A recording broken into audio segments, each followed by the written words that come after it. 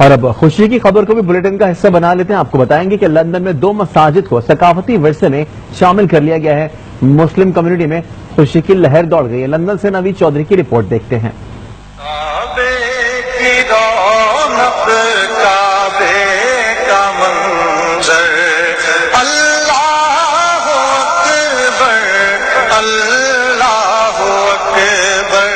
London میں قائم 2 مساجد کو ان کے فن تعمیر اور تاریخی اہمیت کے پیش نظر برطانیہ نے اسلامی ورثے سے مالا مال عمارتوں کی فہرست میں شامل کر لیا. بائی دی گریس آف اللہ یہ ہیریٹیج میں جو شامل کیا گیا اس کو وہ بالکل درست ہے، کیونکہ ایک اور بھی وانڈرورتھ ہسٹوریکل سوسائٹی ہے، انہوں نے بھی اس کو شامل کیا ہے اس چیز میں. So for me, the London Mosque is very important because firstly it was the first mosque in London, built in 1924 with the foundation stone.